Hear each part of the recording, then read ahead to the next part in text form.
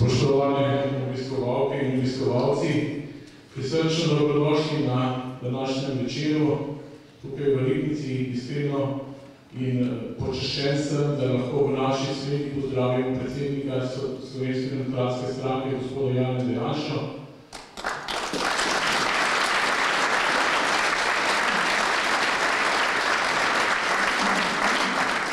Poslanca v Državnem zboru, gospoda Jožeta Tanka.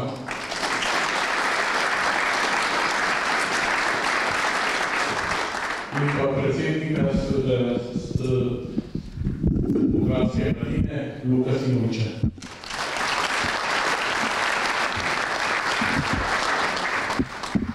Dogajanje v Sloveniji je zelo slabo. Tako ocenjujejo vse ankete in tudi vsi sami čutimo v vsakodnevnem življenju, da ta vlada, ki jo imamo sedaj, ni kos nalogi, katera je bila zaupana na volitvah.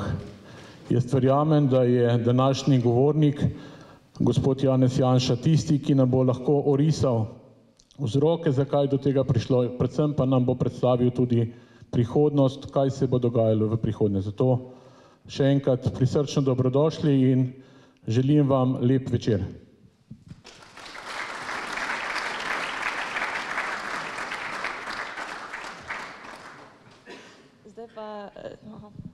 Zdaj pa za lepši večer vabim pevce, da nas razveselijo s svojim petjem.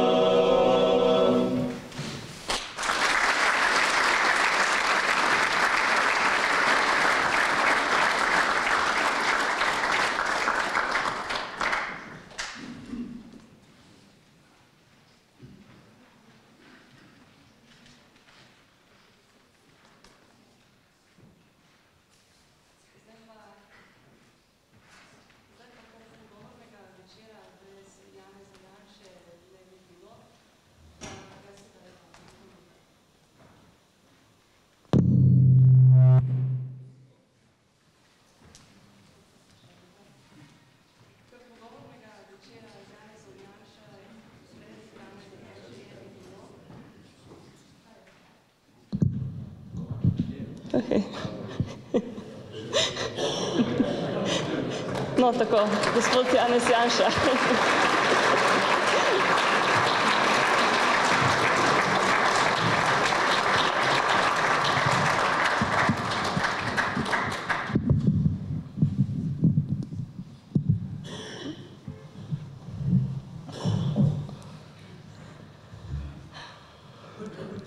No pa mogoče kar začnemo z vprašanji. Slovenci smo gospodar na svoji zemlji. Največje težave, ki jih imamo, si jih naredimo sami, nihče nam nič noče. Vključeni smo v vse mogoče mednarodne povezave. Zunanje okolje je do Slovenije ugodno in pred nami je prihodnost, kakršno si lahko sami ustvarjamo. Gospod Janša, bi k temu kaj dodali? Ja, najprej en lep dober večer. Hvala za tako lepo udeležbo. Čeprav je zunaj še tak neko sončen dan, ki se nagiba k večeru. Je pa seveda tudi dogajanje v Sloveniji zanimivo in jaz upam, da je tudi ta večer zanimiv. Že to vprašanje, ki ste ga postavili, je malo provokativno. Je lahko tudi odgovor zanimiv.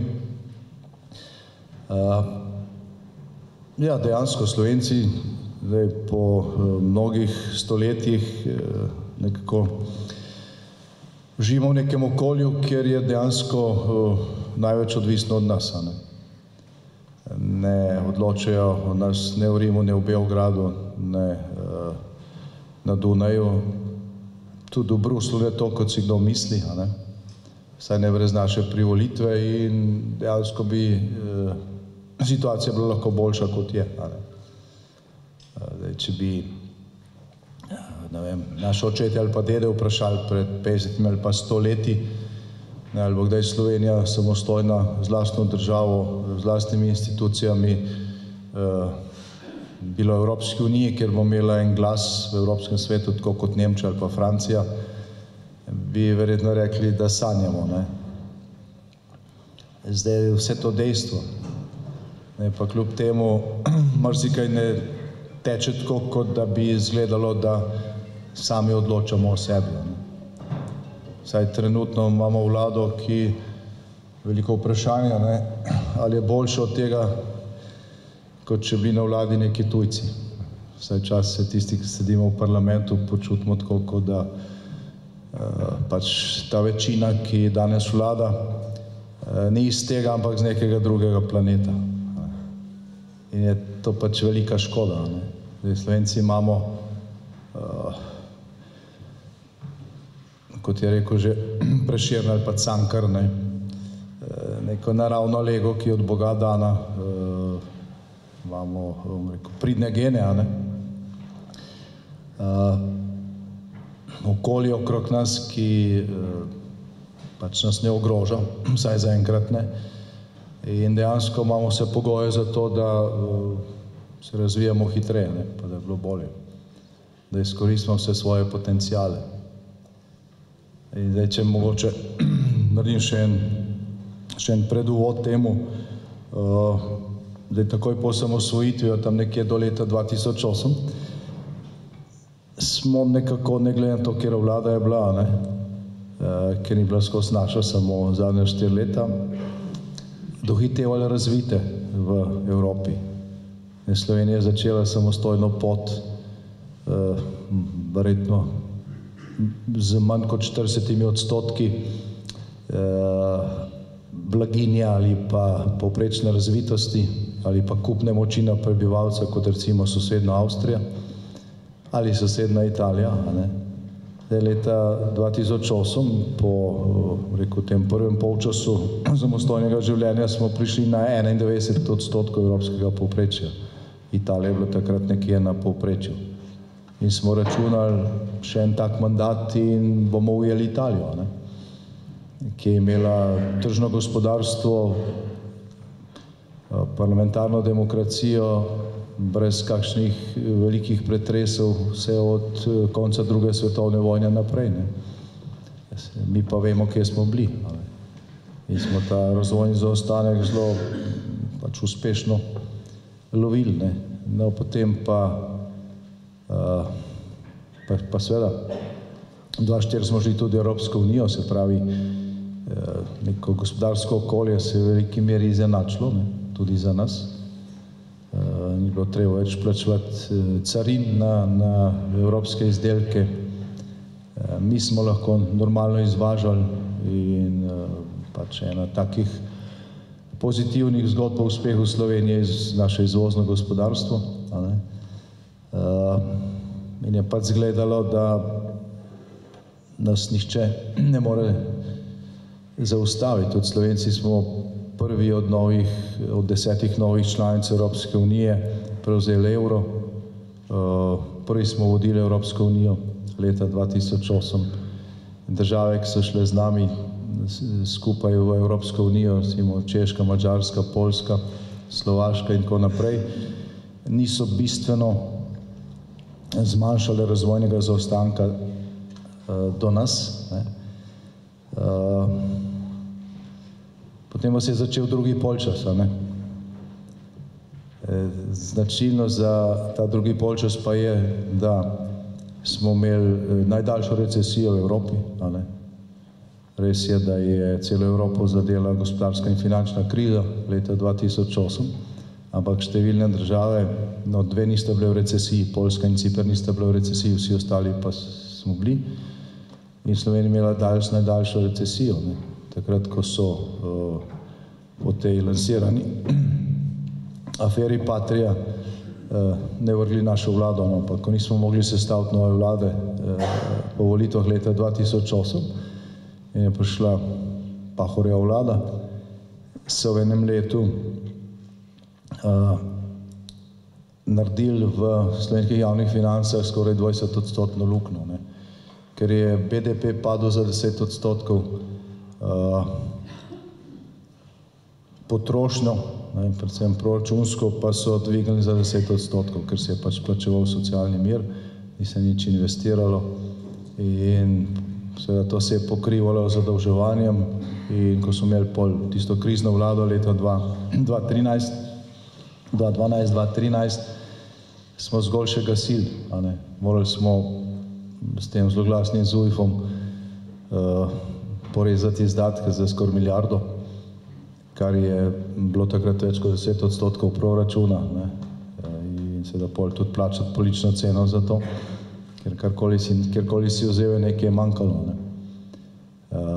Če tega ne bi naredili, bi država enostavno bankrotirala, ker enostavno se niti zadolževati ni več dalo. In to se je vse zgodilo v manj kot 4 letih. Se pravi, ista država, isto ugodno okolje, pa slab gospodar. Ko smo te najbolj drage ukrepe oziroma politično drage ukrepe naredili, varčevalne so pač spet sprovocirali novo afero, zrušili našo vlado, potem je prišla vlada Alenke Bratušek, ki je zavrnila poceni denar za reševanje slovenskih bank, ki je bil na voljo. Najeli smo nove kredite, ki jih še vedno odplačujemo za drugo sanacijo slovenskih bank v kratki zgodovini samostojne Slovenije. In jasno je, da pač, če se drago zadolžiš in pol plačuješ drage obresti in vračaš glavnico, to vpliva na vse. Zato so nižje plače, nižje pokojnine, manj investicij. Se pravi, se vse to pozna.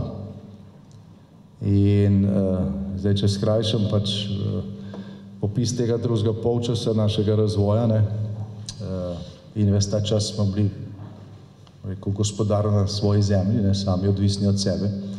Težko bi rekli, da nam je kako slabo vlado postal kdo drug. Na koncu tega drugega polčasa smo majhno dlje, kot smo bili leta 2008, v primerjavi z drugimi v Evropski uniji. Zdaj, kdor temu ne verjame, naj pogleda podatke. Prehitela nas je Češka, ki je bila 2008 daleč za nami. Prehitela nas je Estonija, ujela nas je Poljska, ki nas bo tudi prehitela v kratkem, ker ima izjemno dinamično gospodarstvo, kljub temu, da zdaj daje zelo veliko za obrambo oziroma za vojsko, zaradi vojne v Ukrajini. In približujejo se nam države, ki so bile daleč za nami še 10 let nazaj. In mi smo na 90% evropskega povprečja, mislim, da prišli ali pa blizu temu šele leta 1921, ko smo zelo hitro z visoko gospodarsko rastjo pač okrevali po covidu, ko smo bili ko je bila Slovenija druga najuspešnejša država po ekonomskih kriterijih v Evropski uniji. Ne. Ampak to je bil čas covida, ko se tudi ni dalo vsega narediti in ko smo išli iz tega, smo dobili Golobovo vlado, ki je pač, mogoče se kdo ne ostrije vzame, ampak je za Slovenijo velika naravna nesreča. Ne, ker česarkoli se letijo, ni enostavno nič iz tega, uspešni so edino v dviganju davkov. Zdaj boste dobili nov prispevek za dolgotrajno oskrbo, ker storitev še ni. Povečali so prispevek za nacionalno televizijo, ki se je depolitizirali, kot se temu reče. Se je popolnoma podredili skrajno levi politični opciji in ravno danes beremo, kako slovenska podjetja ali pa kako investitorji, ki so najprej želeli investirati v Sloveniji, investirajo na Hrvaškem. In Hrvaška bo naslednja država, če bomo s tem tempom capljali, kot zdaj capljamo, ki nas bo prehitela. Ker imamo bolj ugodno davčno okolje, manj birokracije kot mi in ne delajo eksperimentov, kot ga dela slovenska vlada, praktično na vseh področjih. Zadnji tak eksperiment je ta zakon o zdravstveni dejavnosti, s katerim pravijo, da bodo rešili javno zdravstvo, dejansko pa bo posledica tega, da bo zdravstveno osebje iz javnega sektorja odhajalo v privatni sektor in se bodo čakalne vrste zaradi tega samo še podaljšale. Najhujše pa je to, ko pač se ljudem prodaja, da se borijo proti dvoživkam v zdravstvu. Vlado povodi dvoživka, ki pač je funkcionar, hkrati pa prodaja elektriko iz svojega privatnega podjetja državi. Tako da je teh absurdov enostavno polno. No in višek vsega tega je recimo zakon o izjemnih pokojninah za tako imenovane vrhunske kulturne dosežke, ki so ga zdaj sprejeli, pa smo ga zaustavili z podpisi za referendum in 11. maja bomo odločili o tem. Ali bomo Slovenijo dejansko razdelili do konca na prvo in drugorazredne, ker teh prvorazrednih res neka peščica, kjer bo pač pol neka tako imenovana strokovna komisija nekomu dala nagrado, ta bo pa potem 20 ali pa 30 let dobil dodatek penziji 10 ali pa 1000 ali pa 2000 evrov. Za tako imenovani enkratni dosežek, ne za življenjsko delo nekega vrhunskega umetnika. Tako da pač 11. maja je prva priložnost, da se te norosti zaustavijo. Ne gre zdaj samo za ta zakon, to je samo vrh ledene gore. Je to referendum v bistvu oblasti. Lahko tudi nadaljevanje še kaj rečemo o tem. Zdaj, če strnem odgovor na vaše vprašanje, res sami odločamo o sebi, ja, res je. Slovenci sami odločamo o sebi in zadnje čase odločamo slabo. In nas čaka kar nekaj popravnih izpitov, dokler je še čas. Tema, o kateri se vsa leta govori, je decentralizacija, ki je ena ključnih stvari za hitrejši razvoj in boljšo kakovost življenja, pa do nje še nismo prišli. Kaj nas, Slovence, ovira, da bi to uresničili? Rekel, lastna neumnost, ker nekdo misli, da mora vse odločati v centru, v Ljubljani, o tem, kdo bo ravnatelj šole, nekje po Sloveniji, direktor regionalne bolnice, in tako naprej. Res je, da pač nimamo pokrajina, nekateri mislijo, da je Slovenija premajhna za pokrajine, da bo to zgolj nova birokracija. Jaz mislim, da ne, pokrajine bi rabili, ampak tudi zdaj, ko jih nimamo, imamo pač dobro delujoče občine, in v veliki večini v Sloveniji. In pametna državna politika bi seveda čim več urejanja zadev prenesla na tisto raven, kjer je pač urejanje bolj učinkovito. Pa tudi od nekdaj je znano, povsod, ko gre za javni denar, ko gre za denar davkoplačevalcev, ta denar se toliko bolj racionalno porabi, kolikor bliže tistemu, ki ga prispeva, se ta denar porablja. Tle v Ribnici vidite, ali pač se iz občinskega proračuna, ali se je nekaj zgradilo, ali se je nekaj ni zgradilo. Zadeva bistveno bolj transparentna, ko recimo za državni nivo, ker gre za milijarde v proračunu, pa kjer pol tik tam nekje med Božičem pa novim letom ugotovijo, da je še nekaj ostalo, pa se hitro pol prerazporedi denar iz popoplavne obnove za nakup neke podrtije na Litijski, ki je niti gledati ne gredo, preden jo kupijo. Pa dajo za to 8 milijonov. Pa se ministrica spomni, da bi kupila 13.000 računalnikov, pol se pa cela državna uprava 2 leti ukvarja s tem, komu bi to razdelili. 8 ali pa 10 milijonov je za eno občino zelo veliko. Predstavljate si, tisti, ki ste mogoče občinski svetniki, kakšna razprava je o tem, ali dati za neko cesto, ali pa za neko javno razsvetljavo neko 100.000 ali pa 200.000 evrov.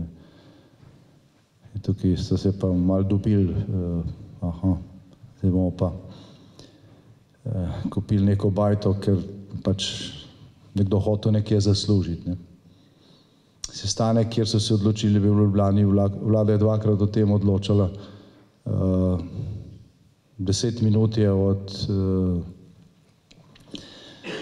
te lokacije, kjer je ministrstvo za pravosodje, do lokacije, kjer so to bajto kupili, pa ni šel noben gledati, od teh, ki so odločali. Si predstavljate, da vi nekaj kupite hišo, pa ne greste niti gledati. Tega nihče za svoj denar ne naredi. In tega tudi nihče ne naredi za javni denar, če mora odgovarjati. Pri nas se za to pač ne odgovarja. Zdaj so ovadili 6 uradnikov na ministrstvu. Ministrico, ki je podpisala pogodbo,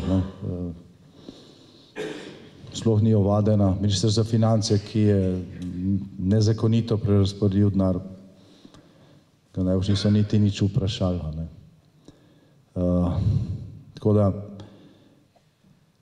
ena taka sistemska obramba proti tej kraji javnega denarja je to, da se država čim bolj decentralizira, da se čim več denarja porablja na lokalni ravni, na občinski, pa ko imeli enkrat pokrajina, pokrajinski, ker je tam tudi avtomatski nadzor in možnost zlorab večji, pa možnost zlorab enostavno manjša. Zdaj, če pogledamo, zdaj ne rad se to vračam nazaj, ampak če pogledamo ta 30 let in še nekaj življenja v samostojni državi, in skušamo na to pogledati z pozitivne plati, kaj se je v vsem tem času naredilo, zgradilo, vidimo, da tako generalno gledano imamo dva dejavnika, ki sta za to zaslužna, ki sta tudi na nek način faktor stabilnosti v državi. Eden je slovensko gospodarstvo. Slovensko gospodarstvo je ob osamosvojitvi pa razpadu Jugoslavije čez noč v bistvu izgubilo jugoslovanske trge, na katere je v glavnem takrat izvažalo po precej po JUS-u, ne po evropskih standardih, in so vsi rekli, da rabili boste 20 let, preden se bo pri vas ekonomija postavila na noge. Postavila se je nazaj v parih letih. In to v glavnem ne iz velikih podjetij, pa SOSDO, ki so bili prej, ampak iz malih in srednjih podjetij, iz obrtniških delavnic, tukaj jih je veliko. Ljudje s svojimi rokami, pravzaprav iz nič, koliko se je dalo, postavili podjetja, ki danes predstavljajo 90% slovenske ekonomije, ki so zdržala v času gospodarske in finančne krize, v času covida,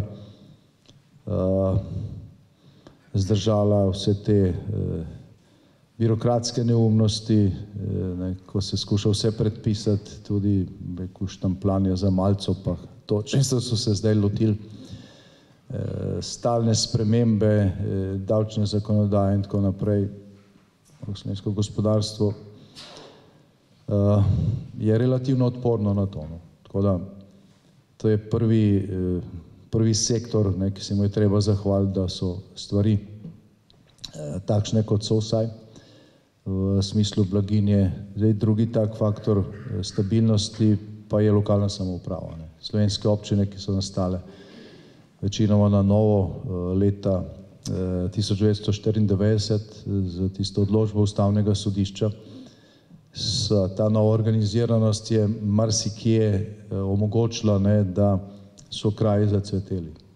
Kljub temu, da so možnosti omejene, kljub temu, da je tudi kak občina premajhna, absolutno, za neko normalno življenje. Tukaj v Ribnici, ki je bila že prej občina, se je samo malo razdelila, se to ne pozna veliko, ampak v večini slovenskih občin je to, da se je vsaj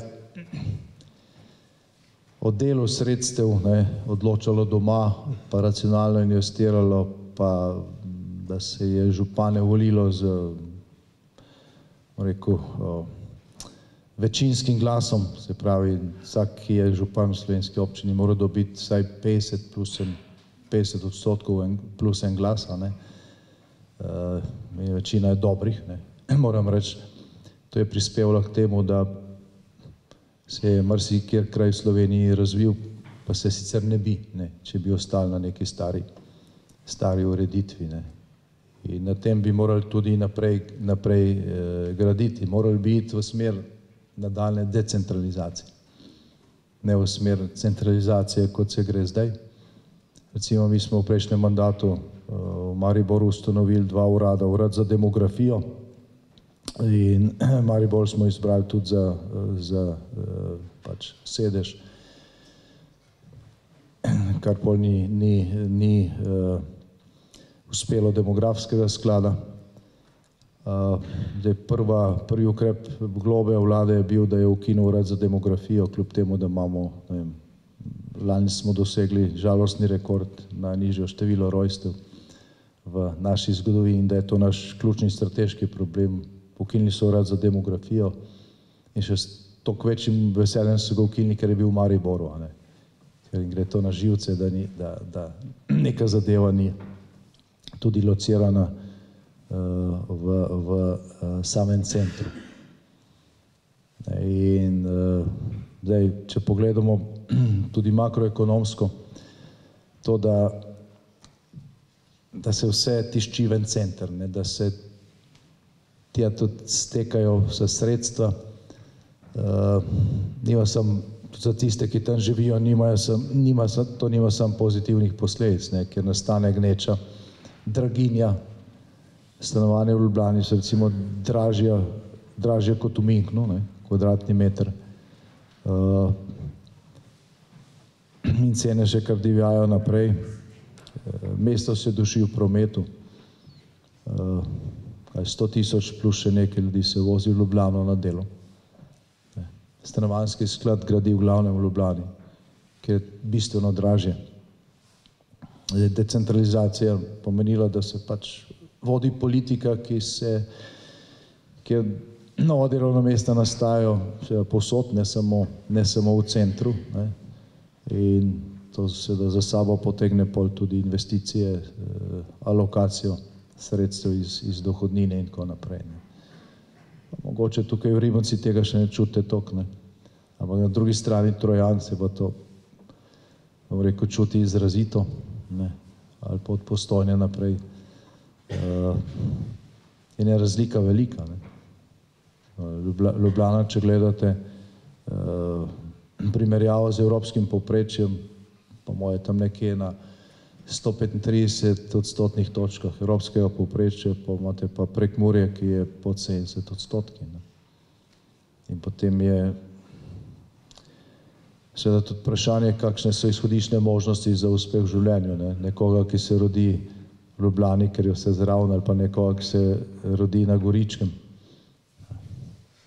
Pa že tukaj v Rivenci, ki je relativno blizu centra. Tisti, ki se vozite tja, koliko časa rabite čez Škofljico, če ne greste čez Ig ali pa čez Grosuplje. In kaj zdaj 20 let, več kot 20 let je debato o tem, ali se naredi obvoznica tam, ali bo nek metuljček ogrožen, če se bo obvoznica naredila. In birokracija vse to zavira. Veliko razlogov je za to, ki jih lahko damo pod skupni imenovalec neumnost, ampak en od teh razlogov je tudi to, da pač mnogi mislijo, da treba vse centralizirati in da ni važno, kaj je okrog centra. In potem seveda, ker je tam koncentracija prebivalstva, taki centri velikokrat tudi odločajo o rezultatih volitev, še posebej, če je tam volilna udeležba večja kot na podeželju, kar se v Sloveniji praviloma dogaja. Ribenca ste izjema, tukaj ste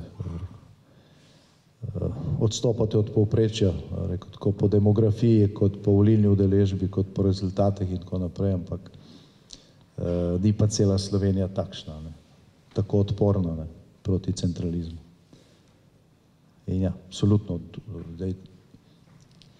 če bi, oziroma ko bo enkrat, ker enkrat bo do tega prišlo, razvojna politika Slovenije namesto centralizacije, decentralizacija, lahko samo z tem premikom dosežemo za tako na leto 1 do 2% večjo gospodarsko rast, kar je izjemno veliko. Brez tega, da bi, ne vem, morali za to karkoli žrtvovati, samo za bolj pametno politiko. Slovenci smo bili del eksperimenta klasičnega marksizma. S tem, ko je Jugoslavija propadla, pa so tudi pri nas prešli na Gramscijevo idejo razgradnjo družine, naroda, vere, zasebne lastnine in šolstva. Slovenci smo ob osamosvojitvi z ustavo te temelje zaščitili. Danes pa poslušamo, da imamo 72 spolov, da o LGBTQ agendi ne govorimo. Ja, zdaj prvič, kdo želi na en tak preprost način, kaj več zvedeti o tej, rekel, kugi, ki se ji reče kulturni marksizem, mislim, da je tamle na voljo knjiga Kulturna vojna in Forum Sao Paulo, ki zelo razloži, kaj je to kulturni marksizem in marsikaj bo jasno, ko ste to prebrali. Se me je pridružil še gospod župan, tako da lokalno politiko bomo pol debato o tem prepustili tudi njemu. Tako da, kar se tiče kulturnega marksizma, res priporočam, pa še 2 drugi knjigi sta na podobno temo od istega avtorja, Alejandra Penix Kluza. Tako da volilne prevare in Forum Sao Paulo, ko ste knjigo o volilnih prevarah v Latinski Ameriki prebrali, boste mogoče malo trznili, pa se vprašali tudi glede kakšne volilne prevare, ki je možno pri nas. Ko pol čez, recimo nazadnje smo 2 tedna po volitvah zvedli, kdo je bil pravzaprav izvoljen, prej so pa narobe zračunali mandata. Obstajajo računalniški programi, ki naredijo marsikaj. Preberite to knjigo. In potem še knjiga Forum Sao Paulo oziroma kulturni marksizem in klasična umetnost, ki lepo razloži, zakaj ta zblojena ideologija uničuje tisto, kar je lepo, in skuša namesto neke klasične umetnosti, lepe pesmi, ki smo jo prej slišali, lepe slike, gledališke predstave predstaviti kot umetnost nekaj, kar je v bistvu antikultura, ne, ali pa izrojenost. Ne. Zdaj, to je tudi zdaj debata ob tem referendumu, ne, ko se skuša pač z zakonom pol te privilegije še, mislim, to antikulturo ali pa antiumetnost, to, ko nekdo raztrga slovensko zastavo, pa dobi Prešernovo nagrado za to, ne. Ali pa do Ipsa pa to predstavi kot umetniški pogled na družino. Ne. To ni kultura, ne. To je razgradnja kulture in če hočete razumeti, zakaj se to dogaja, pač priporočam to knjigo. Ne. Zdaj pri nas je pa, glede na to, da je mogoče 5 stavkov vseeno o tem. Zdaj, kaj je to kulturni marksizem, a ne? Zdaj, utemeljitelj kulturnega marksizma je italijanski filozof in kasneje tudi sekretar italijanske komunistične stranke tam na začetku prejšnjega stoletja, Antonio Gramsci, a ne? Njega so potem, ko so boljševiki zmagali v Sovjetski zvezi, povabili tja na obisk, hkrati z drugimi komunisti iz Zahodne Evrope, da si ogleda ta eksperiment v praksi. In ko je on prišel nazaj, je zapisal, da to, kar je videl v Sovjetski zvezi, to v Italiji ali pa nikjer na Zahodu, sigurno taka revolucija ne bi uspela. Kajti, kot je rekel, tam se oblast vzdržuje z neverjetno količino nasilja. Če bi to kdo poskušal v Italiji, se bodo ljudje uprli. Tukaj je treba komunizem uvesti na drugačen način in sicer tako, da se najprej razgradijo temelji obstoječe družbe, potem pa, ko se ti temelji razgradijo, lahko pa brez nasilja uvedeš, ne, komunizem. In je pol v bistvu napisal več knjig na to temo, lahko bi rekli priročnikov, ne, kjer pravi, da temelji meščanske družbe, ne, ali pa takrat zahodne družbe, so narod, so družina, narod, vera, zasebna lastnina in zasebno šolstvo. In če se to razgradi, oziroma predstavi ljudem kot nekaj slabega, potem se lahko vzpostavi komunistična diktatura brez orožja, brez nasilja. In se tudi potem napiše, kako se to doseže. Ključen pristop je osvojiti tiste institucije, ki vplivajo na človekovo zavest. To so kulturne institucije, mediji, takrat pač ni bilo še interneta, ne. Je govoril o časopisih, kulturne ustanove in predvsem šolstvu, ne, ki vzgaja pač mladega človeka. Če se zasede te institucije, ne rabite pač vojske pa policije, kulturne institucije treba zasesti in potem pač tekom generacij se bo družba spremenila. Dokler je obstajala Sovjetska zveza kot ena taka slika, a ne trdega komunizma, ki je bil več ali manj na Zahodu ljudem jasen, ta paradigma kulturnega marksizma ni bila prav uspešna. Zdaj, po razpadu Sovjetske zveze, ko ni bilo več tam nekega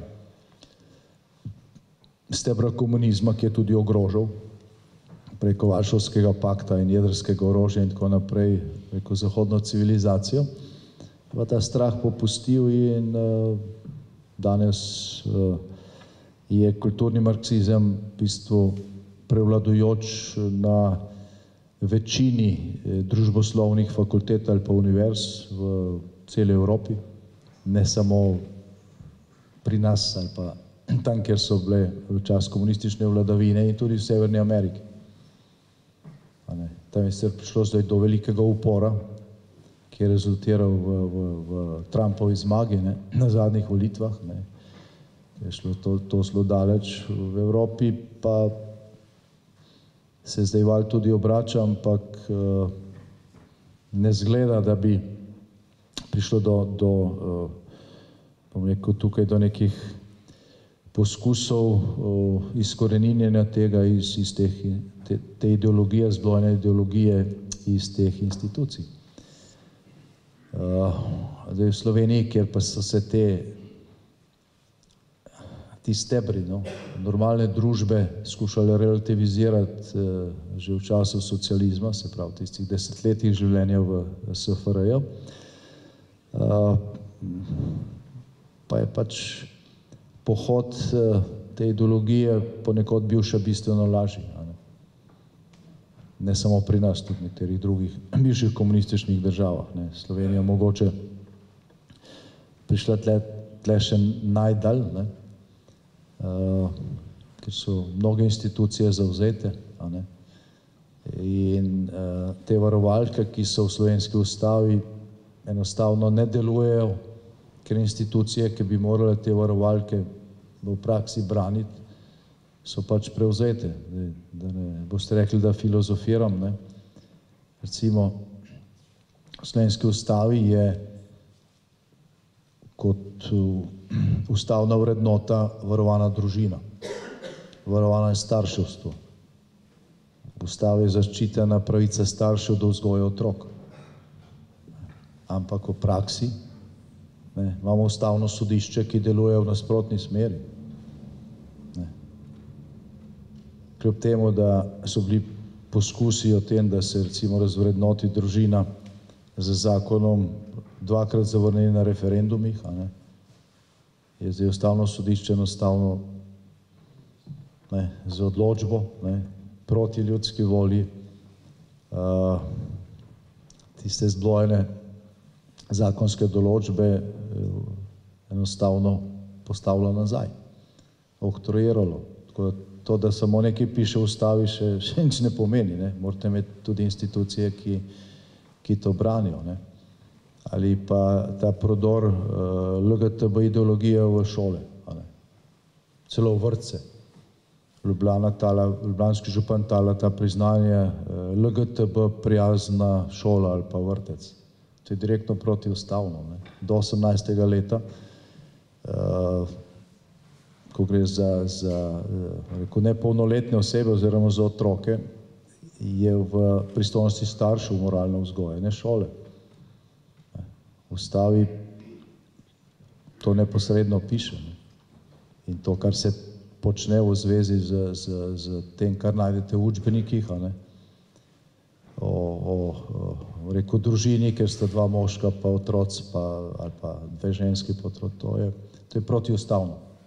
Neposredno, samo nimamo institucije, ki bi to sankcionirala.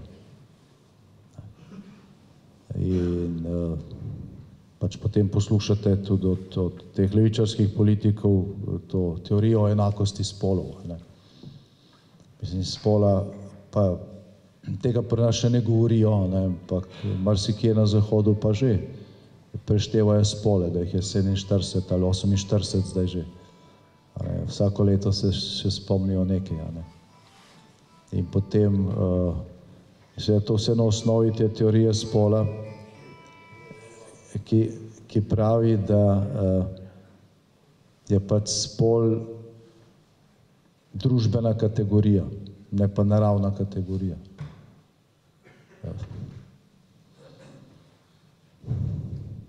Da lahko vsak spol sam izbere.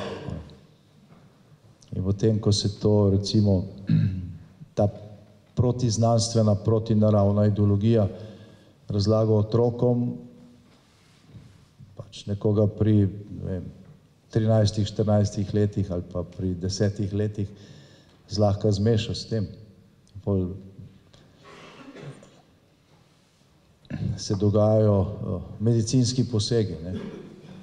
Pri nas recimo, če nekdo hoče spol spremeniti, stroške medicinskega posega plačate vsi, ker ga krije Zavod za zdravstveno zavarovanje. Za bolne otroke z redkimi boleznimi pa zbiramo zamaške, pa donacije. Res je, teh primerov ni toliko kot recimo v Ameriki, ampak so. In je to krije obvezno zdravstveno zavarovanje. Tako da zadeve tukaj prodirajo zelo daleč, ne? In ljudje se enostavno tega ne zavedamo, ne? Ker se to ne dogaja tako, z velikim pompom, ampak počasi. Ne? Pa da zdaj predolgo samo o tej temi, brez preberite to knjigo. Ne? Sao Paulo forum in kulturna vojna. Je to knjiga, ki govori tudi o nas. Ne? Govori tudi o nas. Ne? Tudi pri nas imamo stranko, ki je nastala neposredno z financiranjem institucije, ki se reče Sao Paulo forum. To je stranka Levica. Ne? Stranka Levica so ustanovili ljudje, ki so delali na ambasadi Venezuele, dokler je obstajala v Sloveniji. Ne? Venezuela je pa potem, ko so je pač prevzeli kulturni marksisti oziroma Maduro, financirala izvoz te ideologije po celem svetu, ne samo po Latinski Ameriki. Ne?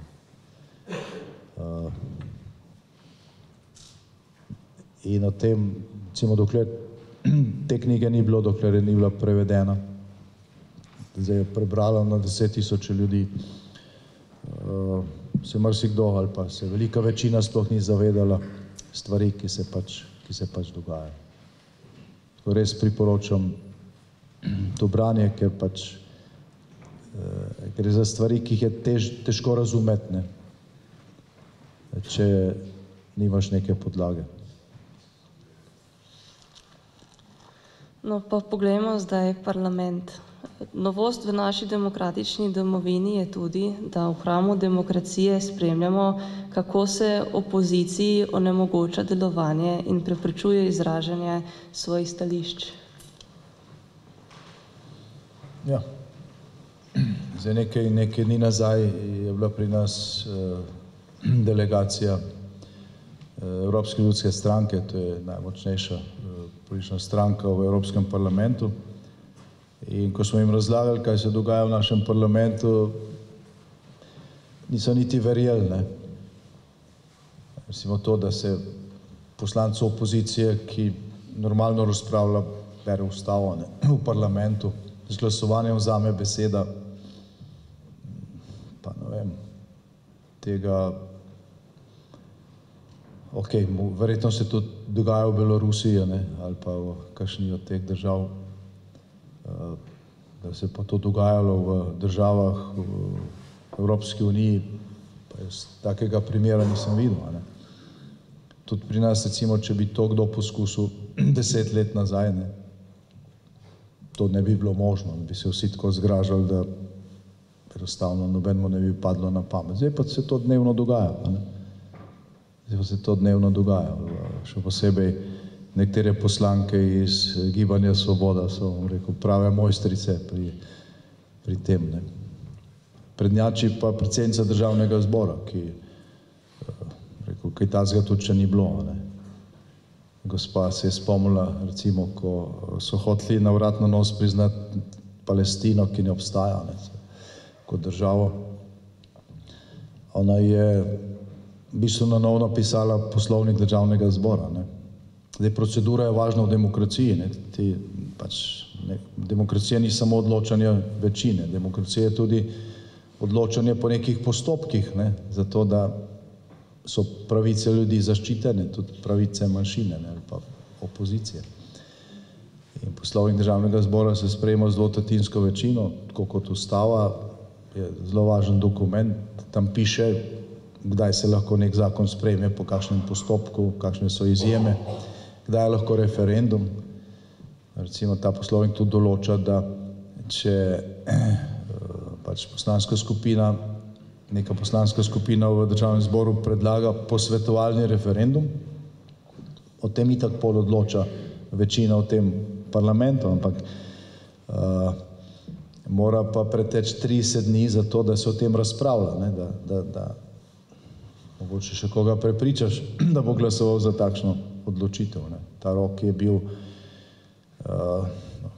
času COVID-a, ko je bilo treba res veliko stvari sprejeti čez noč praktično, ali pa bi bilo treba. So 12krat predlagali posvetovalni referendum in smo morali čakati 30 dni, preden je parlament glasoval o tem, da referenduma ne bo, ali pa da bo. Običajno se to zavrne, ampak preteče pa 30 dni. Pa je šlo za življenje in smrt. Tukaj so pa rekli, zdaj, ko gre za Palestino, pač tega ne bomo spoštovali. In enostavno so povozili poslovnika. Zdaj, ko to tujcem razlagaš, težko zastopijo, ker se jim zdi to out of.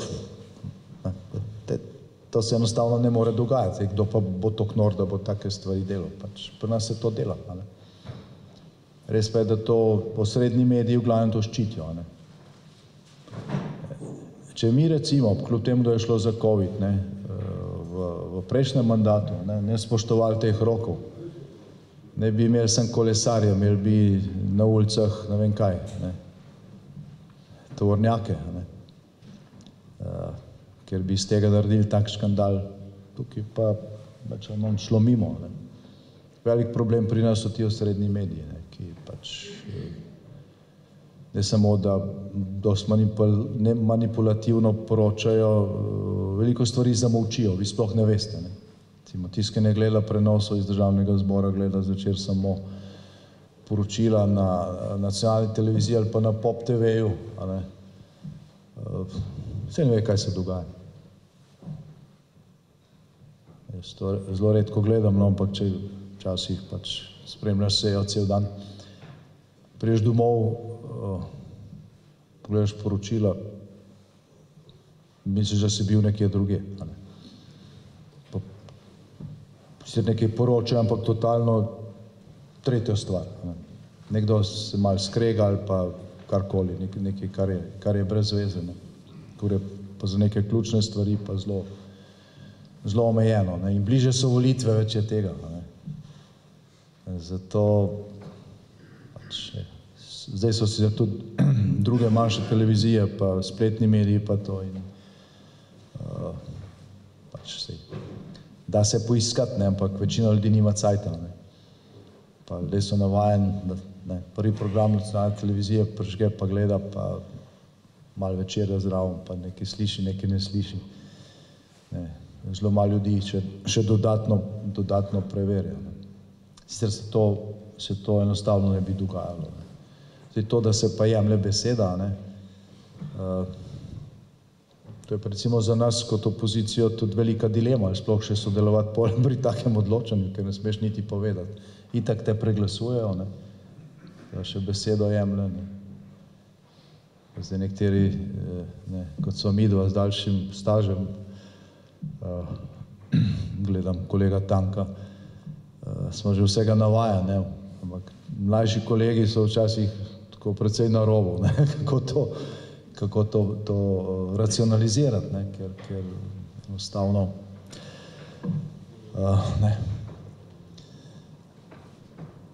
to si človek težko predstavlja, da se to dogaja po 35 letih formalne demokracije v neki državi, ki nam ni padla z neba.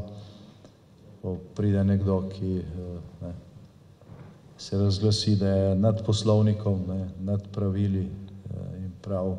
Do zdaj je bila praksa tako, zdaj bo pa drugačno, ker jaz tako pravim.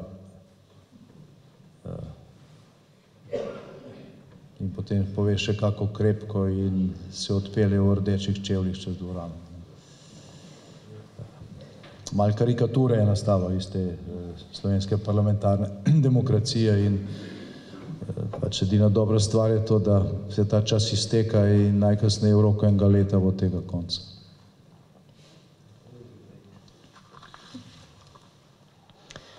Vse nas državljane zelo skrbi zdravstvo in zdravstveni sistem, ki je potreben prenove. Vse več strokovnjakov in tudi ostalih državljanov izpostavlja retoriko Roberta Goloba do zdravnikov, da ta ni primeren in se za funkcijo, ki jo opravlja, ne spodobi. Da predsednik vlade zdravnike označi za parazite, je skrajno neprimerno in nespoštljivo tako do zdravnikov kot funkcije, ki jo opravlja. Prav tako lahko ta odnos verjetno vpliva na vse večje nezadovoljstvo tako zdravstvenega osebja, kot nazadnje na paciente, ki so tisti, ki trpijo. Kako vi gledate na to? No, kruto dejstvo je to, kar ste rekli nazadnje, negativne posledice vsega tega na koncu čutite vi. Če je v zdravstvenem domu en zdravnik manj, tega ne bo čutil Robert Golob, ampak tisti, ki boste zaradi tega pač kasneje prišli na vrsto ali pa mogoče sploh ne boste prišli na vrsto ali pa boste morali iti nekam drugam ali pa tega sploh ne bo, kot recimo zdravstveni dom Tolmin, ki je pač par zdravnikov šlo in velike težave za cel del zgornjega Posočja. Je pa tako, da veliko ljudi še vedno misli, da tukaj dejansko je problem, da nekateri zdravniki pač dopoldne delajo v javnem zdravstvu, popoldne pa kao fušajo privat in pol prihaja do nekih nedovoljenih pa koruptivnih praks. Zdaj, mogoče so taki primeri, ampak ni to sistem, ni to večina. Zakon, ki so ga sprejeli, zdaj sicer veto Državnega sveta in bo še enkrat glasovanje, sem ga bodo verjetno potrdili, ker imajo pač matematično-sansko večino. Ta zakon izhaja iz predpostavke, da so vsi zdravniki kriminalci. In rezultat tega bo, da bo v javnem zdravstvu, čeprav pravijo, da ga skušajo zaščititi, zaposlenih vedno manj. Pa tiste, ki bodo odšli, bodo nadomeščali z uvozom. Zdaj pa sami povejte, ko prijete v zdravstveni dom ali pa v bolnišnico, pravite, da je tam en slovenski zdravnik, ki je končal medicinsko fakulteto v Ljubljani ali pa v Mariboru, ali pa nekdo, ki je prišel iz Sarajeva ali pa iz Skopja, pa veliko vprašanje, kje je dobil diplomo, pa niti slovenskega jezika ne zna. Ali pa zdaj, ko uvažajo z Filipinov, ne vem, najbrž jasno, kaj je naša preferenca, še posebej zato, ker zato, da nekdo postane zdravnik, 6 let študija plus 6 let specializacije, to tudi veliko košta družbo, in pa se tako ljudi naganjajo ven. Rekel je dvojna škoda. To, da zdaj ustanavljajo še eno fakulteto na Obali, preden bo prvi diplomiral in specializiral iz te fakultete, boste že vsi v penziji ali pa še kje drugi. To ni nobena rešitev. Absolutno. In tukaj je pač treba sprejeti tudi preprosto dejstvo, da še posebej odkar smo v Evropski uniji, pri mnogih poklicih, ki jih lahko opravljaš kjerkoli v Evropi, velja zunanja konkurenčnost. Nekdo, ki v Sloveniji doštudira novinarstvo ali pa filozofijo, sociologijo, več ali manj lahko dobi službo samo v Sloveniji. Nekdo, ki pa, ne vem, postane v Sloveniji zdravnik, medicinska sestra, inženir, katerekoli stroke, lahko dobi več ali manj službo kjerkoli v Evropi, pa tudi okoli. In recimo, ko gre za javni sektor, pa za te poklice v javnem sektorju, je treba pač to pri plačnem sistemu upoštevati. Ne moreš upoštevati sem to, a ima nekdo 4., 5., 6., 7. stopnjo izobrazbe.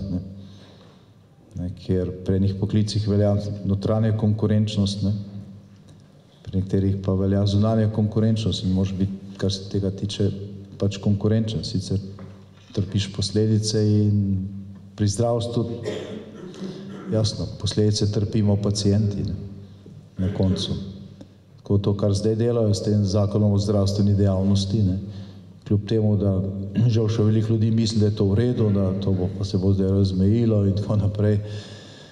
To, bomo vsi trpeli posledice, ne jutri, ker so seveda zvito dali uveljavitev tam rok enega leta, ne, ko bo že naslednja vlada, ne. Ampak deluje pa takoj, ne. Pač nekdo, ki se mora odločiti, ali bo pač zdaj delal samo v javnem zdravstvu ali pa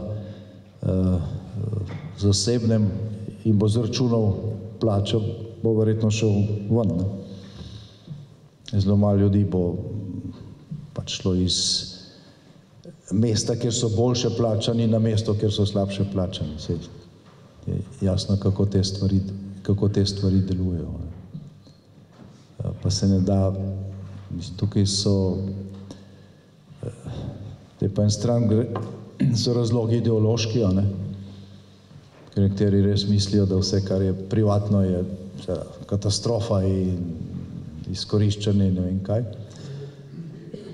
Po drugi strani je pa tudi kalkulacija, ne, in interes, ne.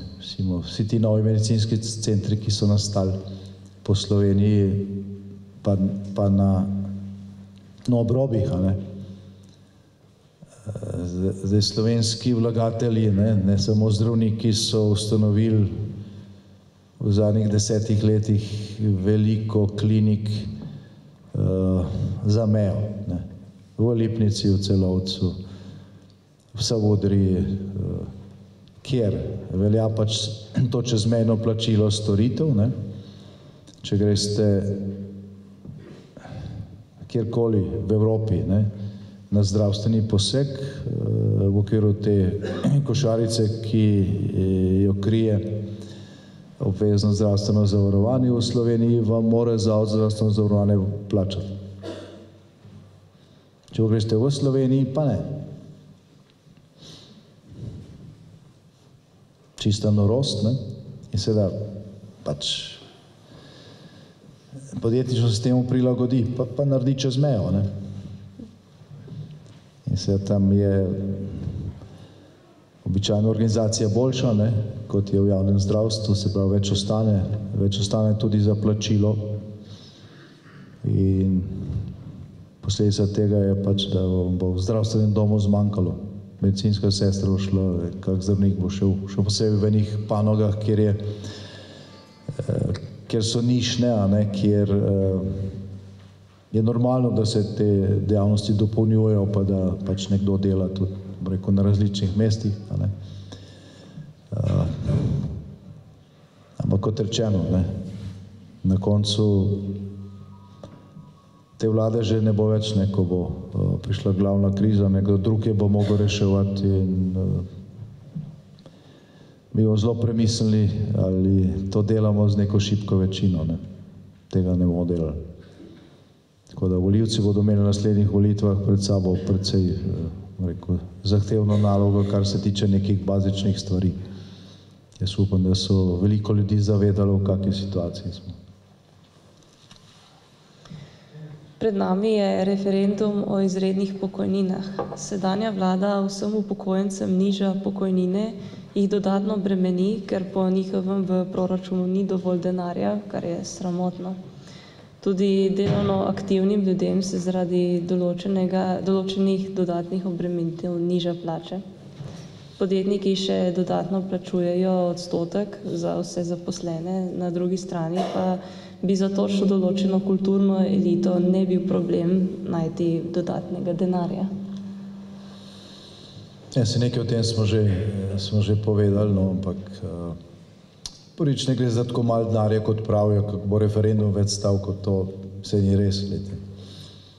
Recimo ta gospa, ki je psa dojila, ne, pa dobila Prešernovo nagrado, če bo dobivala penzijo 20 let, je to $500 000 evrov s tem dodatkom, a ne.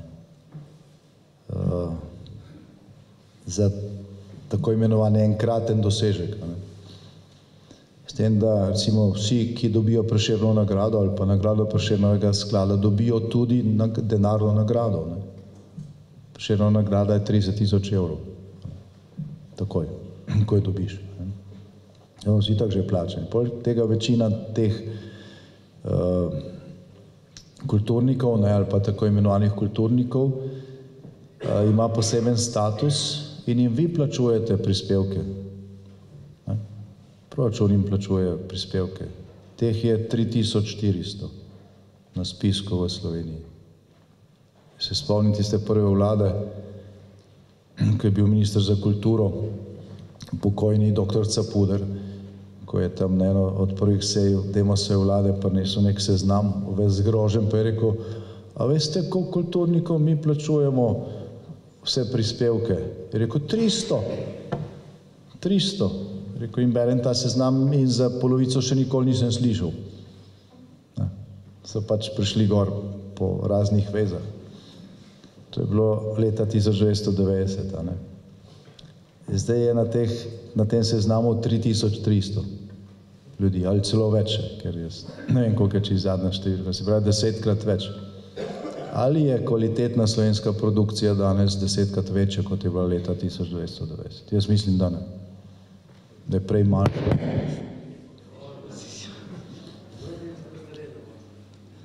Če je kdo spal, se je zdaj zbudil. Se opravičujem. To ste vse planirali. Tako da tukaj gre za veliko denarja, predvsem pa gre za vprašanje dostojanstva. Ali kdo, ki je, se vidim, da je tle kar nekaj upokojencev, delali ste pač celo delovno dobo, ste plačevali prispevke, pokojninsko blagajno in zdaj imate pač neko penzijo, odvisno od tega, koliko je kdo vplačal, pa kdaj se je upokojil, glede na sistem, ki je bil. In je zdaj pravično do vas, da pa nekdo, ki je pa tudi recimo, da bi nekaj res naredil, neko dobro sliko ali pa neko predstavo. Ker recimo Prešernova nagrada za življenjsko delo je pač nekaj drugega. To so tudi ljudje, ki si po moje zaslužijo neko priznanje. Čeprav itak dobijo, ko dobijo nagrada 30 000. Ampak recimo, da so neki izjemni umetniki, 2 nagradi na leto se podelita. Zdaj, če bi šlo samo za to, jasno, ne bilo referenduma, ne bilo, po moje, pač okej. Kakšna napaka je. Pa tudi zdaj, ko pravijo, bo pa star zakon veljal. Po starem zakonu ni avtomatizma. Pol vlada še posebej odloča, ali bo nekdo, ki je dobil Prešernovo nagrado, ali bo dobil tudi ta dodatek k penziji, ki je 3-krat manjši od tega, kar je zdaj predlagano. In se to malo preseje. In so pač Prešernovi nagrajenci, ki niso dobili teh dodatkov, ker pač se tudi izkaže, da kdo za nazaj ni zaslužil. Se poznamo nekaj takih imen. Zdaj je to avtomatizem in dodano je pol še nagrada sklada. Zdaj, kaj je Prešernov sklad? To je, 10 ljudi, ki jih imenuje vlada ali pa parlamentarna večina na predlog ministrice za kulturo. In trenutno je to ekipa Aste Vrečko, skrajnih levičarjev, šefica tega Prešernovega sklada je Zdenka Badovinac, ki je kandidirala na listi Levice za državni zbor. In zdaj so oni kao stroka, ki bodo določali, kdo dobi nagrado Prešernovega sklada. In potem dobi avtomatsko pravico do tega dodatka k pokojnini. Ne vem, je kdo tukaj v dvorani, ki se mu zdi to pošteno? Jaz mislim, da ga ni. Mislim, da ga ni. Tako da zdaj pred referendumom bodo govorili, ja, se gre za majhen denar, pa to ne splača se iti, ja, itak so rekli, da je treba bojkotirati, ne, na ta referendum je treba iti, ker se ne odloča samo o tem, rekel, škandaloznem zakonu, odloča se tudi o vladi, ki jo imamo, ki je ta zakon predlagala, o parlamentarni večini, ki je ta zakon sprejela. Odloča se o dostojanstvu, ali bodo res delali z nami, kar si bo kdo zamislil in nas imel za predpražnik, na katerem se lahko vsak čevlje obriše, a ne. Vi pa to plačajte, a ne. Sej, jaz nimam proti temu, da pač se nekomu nekaj zdi umetnost, ne. Daj iz svojega žepa plačaj to, a ne. Nimam nobenega problema s tem, ne pa neko zblojenost, a ne. Prodajati za umetnost, ki jo moram jaz plačati. Ne. To pa pač, tega pa ni nikjer, a ne. In temu se enostavno treba 11. maja upreti.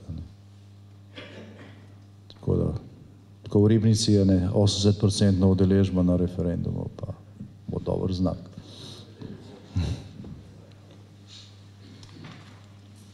Mogoče je proti koncu pogovora še bolj lokalna problematika.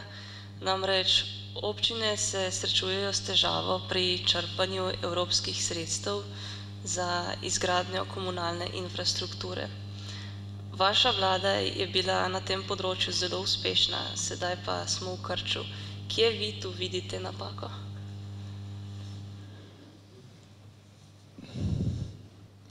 Zdaj, o posledicah lahko po moje gospod župan kaj pove, pa kdo od občinskih svetnikov. Zdaj, kje je napaka? Zdaj, 3 tedne nazaj je bila objavljena ta, ne lestvica, ampak stanje črpanja evropskih sredstev po državah in Slovenija je zadnja na tej lestvici. Zadnja od 27 držav, 2%. Moraš biti pravi mojster, da ti to rata. Sam, ko pogledamo, kdo to dela, vidimo tam gospoda Koprivca, državnega sekretarja. Glejte, jaz njemu ne bi dal, da mi črpa vodo iz kleti. Kaj šele evropska sredstva. Sej, ko smo ga poslušali v parlamentu, so še njegovi kolegi so malo tako gledali, ko je govoril. Zdaj pa ne bi on pač skrbel za to, da se porabi 12 milijard evropskih sredstev, ki smo si jih izpogajali leta 2020. Jaz sem se pogajal 4 dni in 4 noči, je trajala se Evropskega sveta. V času covida. In zdaj ta denar nekje leži. To je, ne bom rekel, to ni samo škandal, to je kriminal. Nekdo je mogel za to nekoč odgovarjati. Pa tudi, če bo del tega enkrat vseeno na razpolago, veste, ni vseeno, ali se 100 milijonov investira danes ali pa čez 3 leta. Ker če se investira danes, čez 3 leta so že rezultati. Imate lahko cesto, imate železnico, imate športno dvorano, imate gospodarsko cono. Velika razlika je. Imate tam lahko že 500 zaposlenih. Kot pa šele potem. Pa seveda inflacija je tudi, milijon danes je več kot milijon čez 3 leta, v vsakem primeru. Veliko več, a ne. Ekipa, ki jaz osebno sem se 3-krat pogajal za kohezijska sredstva, na zadnje bili še drugi fondi, predvsem fond za okrevanje po covidu in nekako je tako naneslo, ko smo imeli mi vlado, smo vedno sestavili neko ekipo, ki je bila uspešna, a ne. Recimo Zvonko Černač, ki je bil minister v zadnjem mandatu, pa njegova ekipa je bila izjemno uspešna. Ko pride levo vlada, oni to vedno počistijo, kot pravijo. Treba je počistiti in počistijo ljudi, ki znajo in pripeljejo Koprivce. In potem smo zadnji. In potem smo zadnji. Pa še nekaj so naredili. Mi smo večino teh programov z Evropsko komisijo uskladili oziroma izpogajali za tako imenovane trde projekte. Se pravi, za investicije, od katerih nekaj je. Vse. Ceste, infrastrukturo, takšno in drugačno, se pravi to, kar se vidi, kar se nekaj naredi. Oni so, in s tem so se hvalili 2 leti, če ste bili pozorni, oni so se izpogajali, so rekli, da je to velik uspeh za nove programe z Evropsko komisijo. In so prerazporedili 20% tega denarja na tako imenovane mehke projekte. Mehki projekti so pa, domače rečeno, študije. Ne? In zdaj so vsak mesec razpisi. Glejte spletne strani ministrstev. Vsak mesec ali pa vsak teden so novi razpisi za razne študije. Pri nas in v tujini. Poglejte razpise ministrstva za zunanje zadeve, tam, kjer piše razvojna pomoč. Kaj boste vse tam najdli? Študija o proučevanju spolov v podsaharski Afriki. 2 milijona. Neka nevladna organizacija bo nekih 20 mandeljcev, kolesarjev, bo šlo 2-krat v Afriko, nekaj napisalo ali pa še to, in bodo lepo živeli leta. Polno je tega. Polno je tega. Zdaj je sicer odkrit tudi velikanski škandal, ko je Evropska komisija financirala direktno iz Brusla takšne zadeve. Milijarde so šle za to, evropskega oziroma našega denarja. Se spomnite, kakšen kraval je bil, ko nismo v času našega mandata hoteli potrditi 2 predlagana kandidata za evropsko tožilstvo. Zakaj to vlada naredi? Ker so pač predlagali imena, za katere smo vedeli, da bodo mižala ob takih stvareh. In se nič ne dogaja. Vidite, kako obtožnico proti komu. Pa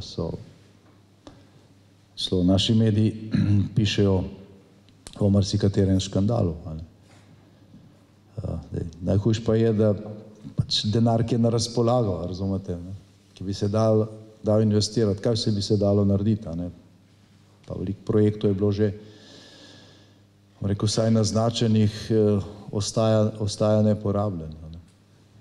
Kar je seveda tudi slabo za naprej. Ko smo pogajali za naslednjo rundo, ne bodo rekli, da že tega niste porabili. Si enostavno neverodostojen. Ker ko greš ven, pač te jemljajo kot državo, ne kot vlado. In če je neka vlada slaba, to se ne moš nič zgovarjati, da to nisi bil ti. Nosiš odgovornost pa za vse. Zdaj, jaz upam, da bodo tudi slovenske občine, ki so najbolj prizadete, ker še na stotine projektov, zaradi tega stoji bolj glasne, ko bo šlo za obračune v tem predvolilnem letu. Na našem koncu je znana tudi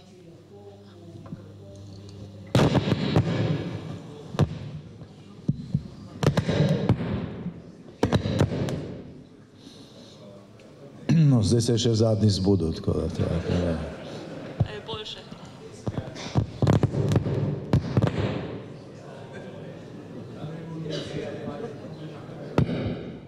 Zdaj?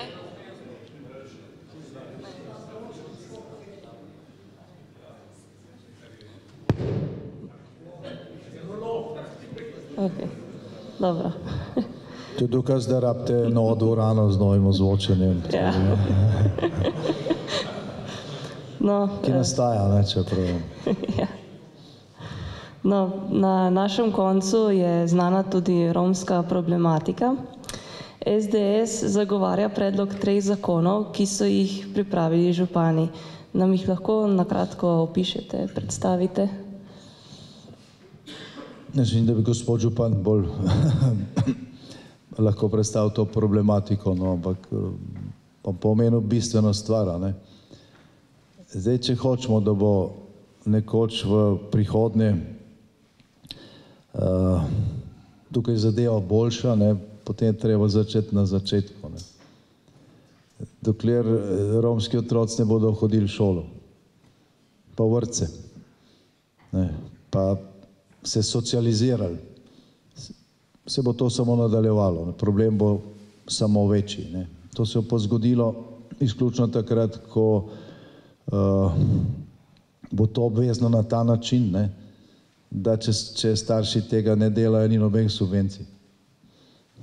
Pol bodo pa vsi hodili v šolo in pač nisi upravičen do socialnih transferov, takšnih in drugačnih, če ne pošiljaš otrok v šolo.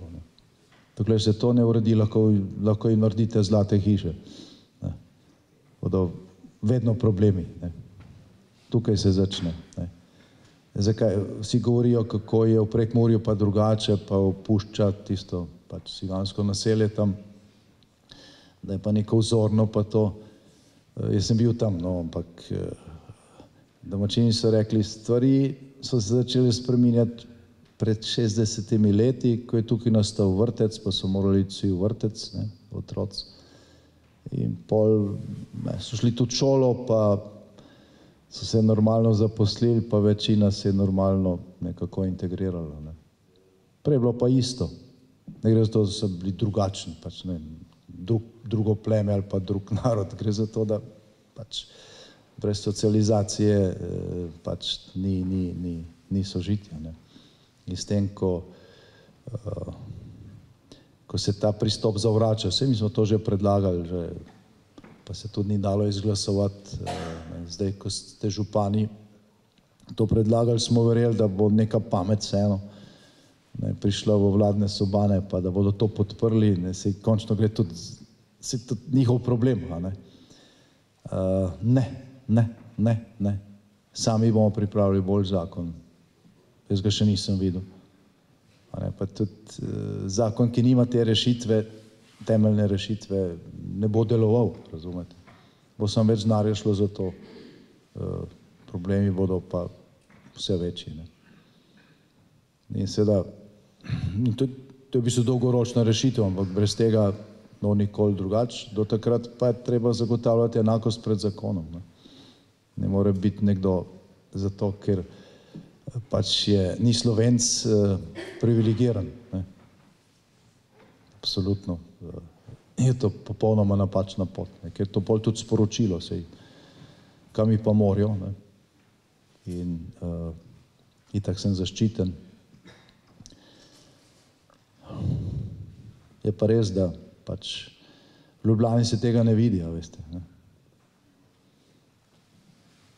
Predlagam, da naslednjič, ko pride kakšna vladna delegacija ali pa predsednica države, se sem slikati, predlagajte, da se pač eno naselje naredi v Murglah. Pa se bo videlo od kraja, kako je, pa bo mogoče malo več pameti pri reševanju tega vprašanja. Če se kdo spomni leta 2006, ko je bila skoraj vstaja dol v Suhi krajini v Ambrusu, in ko smo pol preselili tisto znamenito družino v Ljubljano,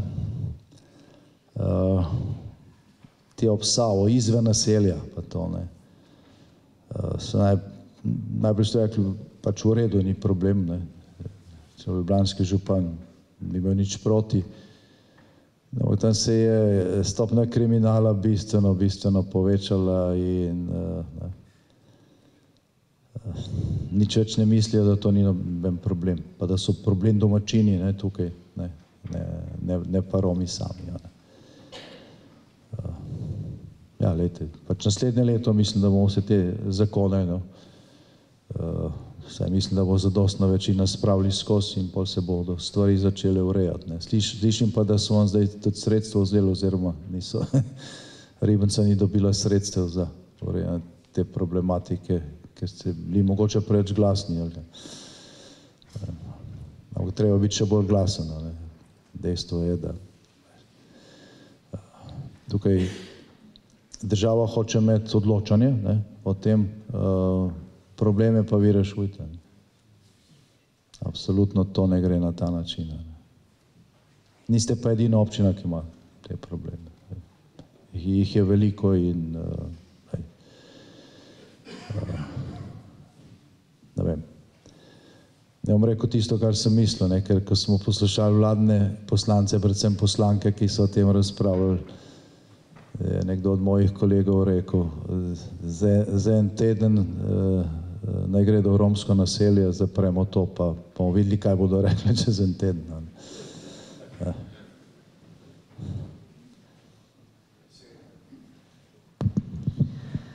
No, zdaj pa ste za vprašanje na vrsti vi. Zagotovo ima kdo. Jaz nekaj vprašam. Kdaj bomo lahko pokopali Slovenci svoje najdražje? Ko sta z Kočevskega prepeljali v Škofjo Loko smrtne ostanke. A ni žalostno? A bo Srbin odločil? Pa Prekmurc? Ali bomo Dolenci lahko pokopavali svoje najdražje? Ne. Nekaj treba tukaj narediti. A naj pa svet za tem verje. Ne, saj svet ve, a ne, zdaj ta, rekel, ta žalostna podoba Slovenije, ne, kot, rekel, necivilizirane države, ki niti mrtvih ne zna pokopati dostojno, ne, je nažalost šla v svet, mogoče kdo spremljal to sejo odbora v Bruslu, ne, kot celo poslanci iz Levice niso mogli verjeti, da je to pri nas res, ne. Tudi zdaj, ko je bila ta delegacija Evropskega parlamenta pri nas prejšnji teden, so jih zanimale podrobnosti, a ne. Je bil sestanek vseh parlamentarnih strank pri predsednici države kak mesec pa pol nazaj, kjer so nekako to najavili, a ne, da bodo pač preselili posmrtne ostanke iz komunale Kočevje v Škofjo Loko, kjer naj bi bila neka kostnica. Zdaj pol smo ugotovili, da to ni glih kostnica, ne, v tem smislu, kot so razlagali, in dejansko razen predstavnikov vladnih strank, ne, tam so bili tudi nekaj predstavnikov svojcev, cerkve, Nove slovenske zaveze, smo bili vsi proti temu, a ne, vsi proti temu. Smo tudi predlagali rešitve, ne. Če ljubljanski župan, ne, pravi, da ne dovoli pokopa na Žalah, a ne, prvič, jaz si tako mislim, da on nima teh pristojnosti. Se ne more nek župan zdaj odločiti, ali lahko nekdo pokopan, ali ne more biti pokopan. Noben drug župan, nobene druge slovenske občine nima teh pristojnosti. Samo ljubljanski si to jemlje. In si to jemlje zato, ker je pač nad vlado, a ne. Se mu nihče nič ne upa narediti, a ne. In smo mi naredili test, ne, smo rekli, okej, pač pravite, da on ne dovoli, lahko sprejmemo zakon.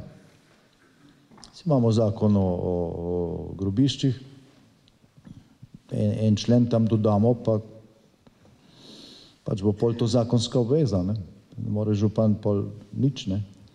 Saj končno na Žalah imate pokopališče nemških vojakov, imate pokopališče italijanskih vojakov, ruskih vojakov, vseh živih okupatorjev in agresorjev, ki so šli kdaj čez Slovenijo, ne. Vse smo pokopali, vsi imajo dostojne grobove ali pa vsaj obeležja, a ne. Pa ne samo v Ljubljani, tudi na Kranjskem pokopališču, če greste, je tam urejeno pokopališče nemških vojakov, ne, za katero skrbi Nemčija, ne. In noben tega ne komplicira. Rekli, če ste vsi za to, so vsi govorili, tudi predstavniki teh vladnih strank, ja, smo za dostojen pokop, ampak veste, župan ne dovoli, a ne. Sem rekli, okej, župan ne dovoli, evo, se zmenimo, predlagamo zakon, pa glasujemo, pa ne bo več tega problema, pa je bila pa tišina, a ne. Pa je bila pa tišina in minister Sajovic, ki je bil tam, tudi je nekako nakazal, da bodo to naredili, ne. Ampak smo vseeno verjeli, ker je bil revolt proti temu, res, razen pač strani predstavnikov vladnih strank, da mogoče ne, pa da se bo dalo kaj narediti preko pač parlamenta in so pol to naskrivaj naredili, a ne. Tako da res barbarsko. No? Od nekdaj so tiste, ki niso bili sposobni pokopati mrtvih, imenovali barbari. To je ena od temeljnih ločnic med civilizacijo pa pač barbarstvo. Tako da, drugo leto jaz upam, da mislim, se bo to rešilo, ne? Z županom ali brez njega. So bili tudi druge ideje, recimo, predsednica države je prišla z genialno idejo, da se najde mesto na nekem pokopališču, tam nekje na Gorenjskem, tam za Brezjem, na nekem polju Čindleja, ne, Smo rekli, pač, ne, večina teh, ki so bili pobiti, ne, primo Cesnovi Gorici, so Slovenci, zelo veliko Ljubljančanov, zelo veliko jih je že napisanih na teh farnih ploščah pri cerkvi svetega Nikolaja na Žalah, ne. Lahko se tudi tam, se je cerkveno zemljišče, ne, uredi kostnica, ne, za dostojen pokop, nobenega problema, ne. Končno, ne vem, če župan sploh lahko kakorkoli odloča o cerkvenem zemljišču na Žalah. Ampak ne, ni bilo seveda, ne, nobenega interesa za to, ne. So take besede so padale, te treba spraviti z dnevnega reda, pač stran od oči, ne. Ampak to ne bo uspelo, ne. Absolutno, ne. Ker je pač zadeva je prevelika, ne. Je prevelika in če nismo sposobni mrtvih pokopati, glejte, sej, kako naj se pol odločamo o dobri prihodnosti, ne. No, hvala, gospod Janez Janša, za ta dober, lep pogovor. V Ribnici vas bomo vedno veseli, pridite še kdaj, no. Ja, hvala lepa, ne, sej, naslednjič, ko pridemo, boste imeli že veliko dvorano novo, ozvočeno, več streljalo, ne. Zdaj pa je vseeno dal mikrofon še gospodu županu, ne, ki je verjetno prav težko občinsko sejo prej.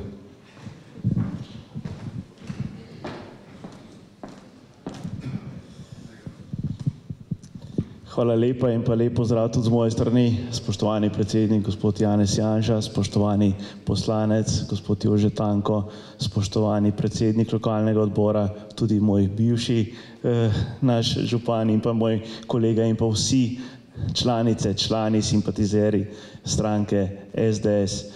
Najprej vas lepo pozdravljam v svojem imenu, vsem skupaj želim eno tako dobrodošlico, tako kot je rekel gospod predsednik, ja, vračam se ravno iz občinske seje.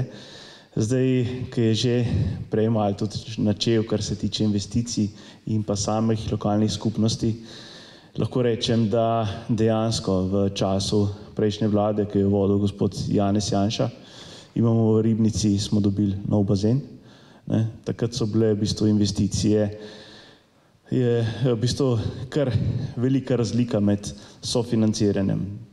Žal se trenutna vlada, bom rekel, hvali s tem, ker razpišemo 5 milijonov evrov in lahko dobimo za športno dvorano 250 tisoč evrov.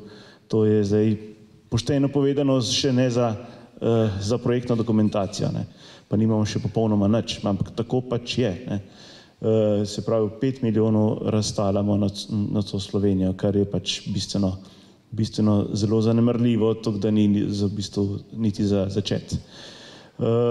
Prejšnja vlada je prav tako, bom rekel, dala sklep za izgradnjo nove kulturne dvorane, medgeneracijski center, kjer ga vidite pri glasbeni šoli, 5 milijonov je dobila občina Ribnica. Tako da, predsednik, hvala, kaj ti lahko res.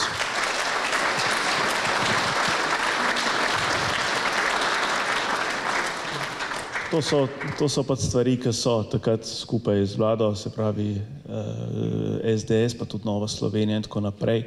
Skratka, to se vidi, kako bom rekel, da je vladi za posluh za lokalne skupnosti in da nismo neka ovira, ampak da smo ljudje, ki smo na terenu, ki vidimo, ki znamo oplemeniti tudi tisti evro od povprečnine in ga pač narediti tudi več, tako naprej. Tako da v bistvu to sta dva velika projekta, ki je bila sam v prejšnji vladi, pa vemo, da je bil sam polovičen mandata, tako da se pač po teh časih kar kovca. Spomnim se tudi, ko je bilo ravno srečanje smo imeli na Brdu pri Kranju v času covida, ko je gospod predsednik takrat tudi omenil, je rekel, če boste imeli kakšen problem z birokrati ali pa karkoli, pokličite.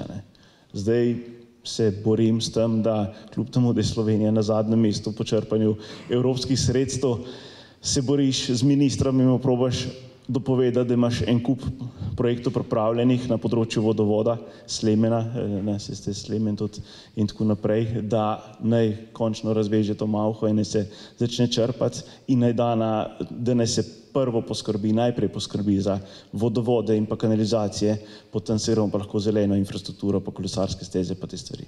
Kajti, mislim, da je cenejš, da sofinancerski delež za kanalizacije povečamo, ne 75%, ampak več, tako da bomo lahko občine sploh zmogle te stvari narediti in pa da ne bomo plačevali Evropski uniji tudi kazen, kajti vemo, koliko časa že prestavljamo te stvari in tako, kot je rekel že gospod Janša, enkrat bo tudi, bom rekel, ta vir zaprt, ker bo pač Evropa rekla, se ne znate oziroma se ste uredili, kar ste. Vemo pa, da na samem terenu nam še marsikaj manjka, tako pri kanalizacijah, tudi pri vodovodih.